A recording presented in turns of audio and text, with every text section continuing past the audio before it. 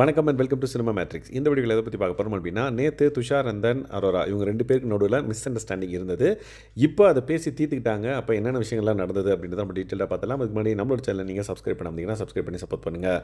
நேற்று வந்து பார்த்தீங்கன்னா துஷாரை வந்து நீ போ அப்படின்ற மாதிரி மிரட்டியிருப்பாங்க அரோரா.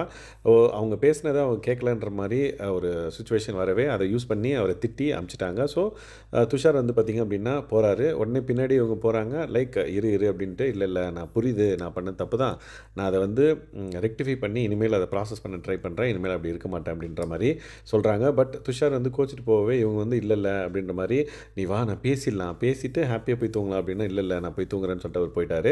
மறுபடியும் போய் துஷாரை கூப்பிட்டு வந்து லைக் பாத்ரூம் ஏரியாவில் இருக்கிற அந்த சீட்டிங் ஏரியாவில் உட்காந்து பேசுகிறாங்க.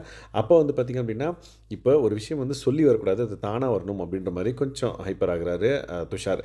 ஸோ அதை கேட்ட அரோரா வந்து பார்த்திங்கன்னா, ஓகே கூல் நில்லுன்னு சொல்லிட்டு, சரிவா ஒரே ஒரு ஹக் அப்படின்ற மாதிரி ஹாப்பியாக என் பண்ணிக்கலாம் அப்படின்ற மாதிரி சொல்கிறாங்க. இல்லை நான் இதை கண்டிப்பாக ப்ராசஸ் பண்ணிட்டு நாளைக்கு உங்களை நான் சந்திக்கிறேன் அப்படின்ற மாதிரி அவர் வந்து நோஸ்கட் கொடுத்த மாதிரி போயிடுறாரு. போனதுக்கப்புறம் இன்றைக்கி காலையில் வந்து பார்த்திங்க அப்படின்னா அவர் ப்ராசஸ் பண்ணிவிட்டு எல்லாத்தையும் வந்து ப்ராசஸ் பண்ணிவிட்டு வந்து அரோரா கிட்ட பேசுகிறாங்க. நீ இனிமேல் அந்த மாதிரி டவுன் ஆன அப்படின்னா நான் வந்து உன்னை லிசன் பண்ணுறேன், அந்த மாதிரி திரும்பவும் பண்ண மாட்டேன். இன்கேஸ் நான் அந்த மாதிரி பண்ணேன் அப்படின்னா நீ என்கிட்ட பேசாத அப்படின்றத டேரெக்டாக சொல்லிட்டாரு.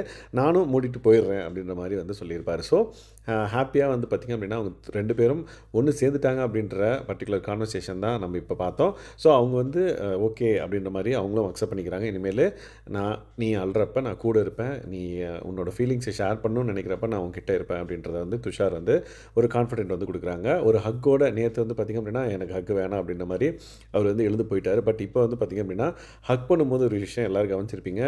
துஷார் வந்து ஹக் தான் பண்ணுவார். பட் துஷாரோட கழுத்தில் வந்து பார்த்திங்க அப்படின்னா அரோரா வந்து முத்தம் கொடுத்துருப்பாங்க.